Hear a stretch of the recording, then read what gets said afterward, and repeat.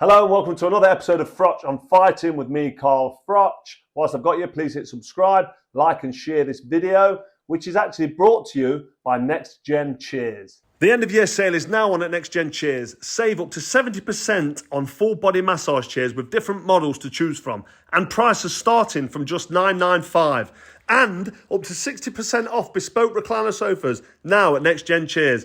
Sofas come with a heated seat, chilled cup holders, hidden arm storage, LED lighting and a swivel tray table. Enter the code Froch on Fighting at the checkout to get free shipping and a free swivel tray table. Link and coupon code is in the description below. Do not miss out. So let's talk about the Katie Taylor Chantelle Cameron fight at the weekend. What Tell me fight? about it. Listen, what a fight that was in Dublin, Ireland. The place was absolutely packed. The atmosphere, the Irish crowd, always very vocal, really getting behind their woman. Katie Taylor, 37 years old, becoming a two-weight world champion. What an absolute phenomenal fight that was. The first one was great. She lost the first one. This was a rematch. She won this in a very, very closely contested fight. I mean, it was close. I don't want to take anything away from Katie Taylor, and I wouldn't take anything away from either the girl, Chantelle Cameron as well. She fought really well. Both athletes fought really, really well. I think the fight could have gone either way. One of the judges had it a draw. One had it too wide, and one had it a bit closer, 96-94, I think. But there was a really wide one, like 98-92 or 98-93. It was too wide, but it was a close fight. I thought it could have gone either way. But the fight being won by Katie Taylor, who's now a two-weight world champion, which I mentioned, has set up a trilogy fight between the pair of them at Froch Park. Apparently that place can hold 80,000 fans. But anyway, that aside, what an amazing fight. What an amazing night for boxing. Great fight for women's boxing, and it was just awesome. Tell me about the first round knockdown. A lot of people saying they're not sure about it. What did you think? Listen, I've watched the first round knockdown, and Katie Taylor was hit with a punch from Chantelle Cameron and she went over. So you'd say that is a knockdown. However, the punch landed round the chest area and she got a glove on it and it was blocked. For me, a knockdown is a punch landing on the chin or the body shot hurting them and they go over. Or I don't know, if they go over to a body shot, it's obviously a knockdown. It wasn't that. It was in the chest area, just round this sort of section. It looked like Katie Taylor blocked it to me, like hit her glove and the chest. And she just flew back and fell over.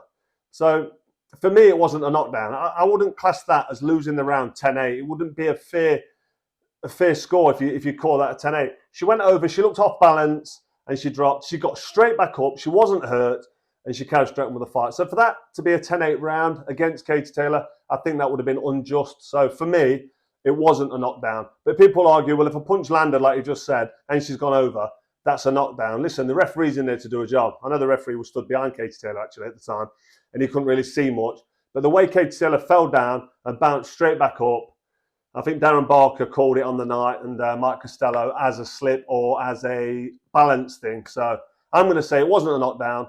And I tell you what, it would have affected the scorecards and it could have maybe slid it in Chantelle Cameron's favour. So it could have played a big factor. But I'm glad it wasn't. Well, it's a shame because we don't want to go on about this knockdown like it's a big deal. I just think both these athletes left it all in the ring. So now it's one apiece. Do you want to say who you think's going to win that trilogy? I didn't think Katie Taylor had that left in her. I didn't think she had it in her. I thought she looked a bit drained and a bit tired in that first fight that she lost. She's 37 years old. I mean, she's phenomenal. She's a phenomenal fighter. What she's done for her country in the Olympics, then gone on to become a two-weight world champion. Unbelievable. I just think that's the last of her in terms of what she can drag out performance-wise. She can fight again and she can give a good account of herself. But I just think that fight took so much out of her. Chantelle Cameron's 32 years old, so she's like 5 years younger. And I think in the rematch, she might just have the edge. But listen, right off Katie at your peril. She's a brilliant athlete. She's done wonders for the sport, female boxing. And I just say, may the best athlete on the night, may the best woman win. This is a great fight. A great rematch and one that I think should happen at Froch Park. So we've got AJ and Wilder fighting on the same card in Saudi. Who do you think is going to be the bill topper for the night? For the main event, who is the main event? Who's topping the bill? Let me think. So we've got AJ fighting Otto Wallin. That should be an half-decent fight, potentially. I think AJ should get the job done. I've talked about that before. Wallin's decent, give Fury a good fight, but I think AJ will be too much for him, provided he gets this right on the night. And then you've got Deontay Wilder against Joseph Parker, which is, again, a decent enough fight. Parker's capable. He's a good fighter. He's been in there with some top-level fighters. If you know your boxing, you know who he's been in with. He could probably make that a boxing match for a few rounds, but I just think that Wilder's going to land that big, powerful right hand and, unfortunately for him, get rendered unconscious. That's what he does, Deontay Wilder. He renders people unconscious on a regular basis. Just have a look at his record. Who tops the bill? Who's the main event? Listen, I've got to say Anthony Joshua. Anthony Joshua's the big name. He's the big news. He's the former two-time world champion, and he's rebuilding. People are interested in what he's got to do. Plus, Deontay Wilder, obviously, he lost to Fury twice, give him a draw in one of their meetings. Although he's a big name, he's in against Parker, and all eyes are going to be on AJ Wallin, because it's going to be, what is AJ going to do? Can he perform? Can he get the finish? Can he look good? Can he show confidence? All these unanswered questions, which we've not seen in his last couple of comeback fights, because that's what he's been doing. He's been coming back in a rebuilding process. So I'd say Anthony Joshua, Otto Wallin will be the bill topper. That'll be the last fight of the night, but don't write off Deontay Wilder, Joseph Parker. It's a good bill. You've also got a good undercard with Dimitri Bivol. He's on that undercard. And I just think that when you turn to the heavyweights, you're going to want to see Deontay Wilder come out first against Parker. And then you're going to be waiting and you're going to be getting excited to see what happens with Anthony Joshua, Otto Wallin. So to answer your question, was that your question or was that somebody else's question? But anyway, to answer it, I think that Anthony Joshua tops that bill in Saudi on December 23rd. I'm looking forward to it. It was great to see Adam Smith back at the weekend. Yeah, it was. It was good to see Adam Smith back. It really was. He was chatting to Katie Taylor after. One of the YouTubers was videoing it. Couldn't quite hear what he was saying, but I know he's been big friends with Katie Taylor for a long time now. He was there with his wife, Jo. Adam Smith was. Adam Smith, my old colleague, my old wingman, my partner in crime for Sky Sports for so many years. I listened to Adam Smith for years before I ended up working with him. He commentated on all the Prince Nassim Hamed fights and all the big fights after that. I mean, Ricky Hatton, he played a massive part vocally in the production and the broadcast for Sky Sports and all the pay-per-view events. So to become real close, good friends with Adam Smith, for me, it's really an honour because he is such a top bloke. And he's just beaten cancer, which is great news. He looked well, he was smiling, he was chatting away, and he's back. Is he back in boxing? We need him back in boxing. Look how good he was on Sky Sports. Look how big he was. Look how great boxing was flying when Adam Smith was there. Does he come back into Sky Sports?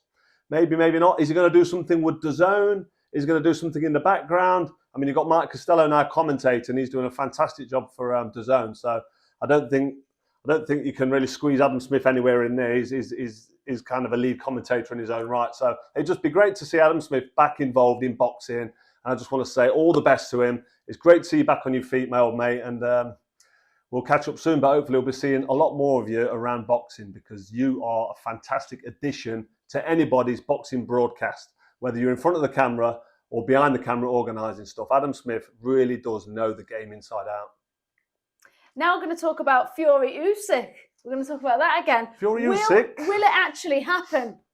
Will it happen? What are you casting a doubt? Are you suggesting that Tyson Fury might want to relax and have some Christmas pudding and a few drinks? Couple of tequilas, probably not tequilas. But listen, Tyson Fury, that's a good point. I'm just asking, what do you think? Listen, Tyson's got to get through Christmas and New Year and not have a drink, not relax, not overeat. I know he's not having to make weight with heavyweight boxing, but he's still got an optimum fight weight. And he does put a few pounds on, doesn't he, Tyson? He's got a bit of timber on him, a bit of a derby on him that he needs to sort of rein in before the fight. So I think it's going to be a tough one for Tyson to have a good Christmas and New Year, relax, and let his bald head down. Does that make sense? Let his hair down over Christmas and New Year. With his family as well. Exactly. He's got a wonderful family. We've seen him on Netflix. He's got a big family, his wife, and he's got seven children. 7, yeah.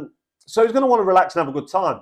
Is he going to want to be training over Christmas and New Year, which he's going to have to do if he's going to be ready for the February event? So I'm not so sure. I've got a feeling that fight might be pushed back till March. You've heard it here first.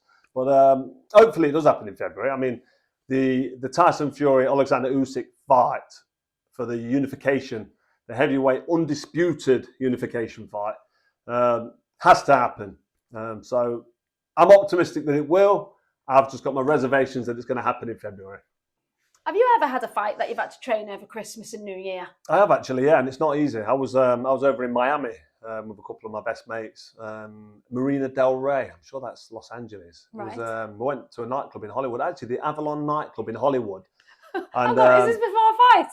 well, yeah, this is what I'm saying. But That's why it's hard. a guy called Dale Westerman from Australia was coming to challenge me for my Commonwealth title, and he walked in with the Australian flag wrapped around him.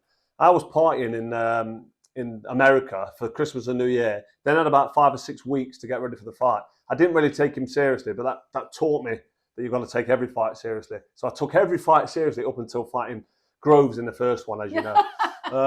But yeah, I trained over Christmas and New Year, or pretended to myself that I was training, but I was partying in America, and I came back to England and struggled bad. Actually, my body must have been soft because I threw a right uppercut. I think it was 2006. It was a Commonwealth title defence before the world title, and I threw a right uppercut, landed on the chin of Dale Westerman, and tore my bicep. My whole arm, like the next couple of weeks, went black and blue because it was so badly bruised and ripped. But I had one arm from about round 3, I think, and I just used my left side. I was throwing the punch a little bit, but yeah, to answer your question, I trained over Christmas. I didn't train over Christmas and New Year, but I should have been. And the fight was hard. So hopefully Tyson Fury, if he's not going to train and if he's going to party and relax and eat Christmas pudding and pigs in blankets, who doesn't like a pig in blanket? All the explosion of taste in the mouth and the sausage and bacon in between the turkey. If he does relax over Christmas and New Year, that could be problematic for him if the fight happens in February. We've been watching Tony Bellew on I'm a Celeb. Yeah, we have. What have you made of him? I don't know. Listen, he's come across brilliant, and I love Tony. We've spent so many rounds sparring, punching holes in each other, and he's been a massive part of my career, especially late on. I don't know. It looks like it's hard work for him in there. It looks like he's a bit tired. He wants to get involved, but he likes to sit back and just listen to people. I'd like to hear him pipe up a little bit more and say a bit more. But then again, you don't know what they're showing. You know, people get a small section of that 1 hour. We've got to fit everybody in, haven't Exactly. I mean, we've not seen much of everybody. Nigel Farage has not had much time. A couple of the other, that kid out of Hollyoaks, what's his name? Yeah, is it Nick? Yeah, he's not had loads of time. But Tony Bellew, he's put himself forward to sleep in this House of Horrors last night. So we watched him the other night drinking all the milk. I want to say milkshake, but it's not. I wanted to mention that. It was balls, bollocks. It was balls. Let me get this right. It was Bull's penis because Deck said it's usually Tony the Bomber Bellew. He's renamed him Tony Penis Breath Bellew. Deck's horrible, isn't it? He wants to be careful Tony Bellew don't squash him. But yeah, he was drinking penis. And what was I doing when he was drinking penis? Oh God! I was leaving. Yeah, you were. I was balking. My eyes were watering. I was feeling it with him when he was sipping it, and he was like doing that, and it was around his porn star tash. It was like, I just thought, and then he was being... Oh, God, don't. He was walking. I've got a really sensitive bloody gag reflex when my head's on, I'm thinking. But Tony Bellew was nearly being sick. In fact, he did. He threw up in that bucket. And, yeah. We need you to try something like that, forget then. that. Listen, he did really well, Tony Bellew. I'm right behind him. And I just keep voting. Am I supposed to vote for him to get him to do these nasty challenges? Or is a vote to win? But no, Tony Bellew's doing really well. I'm proud of him. So that's it for another episode of Froch on Fighting. Don't forget to leave your comments below. I read them through. And also, whilst I've got you, hit subscribe. See you next time.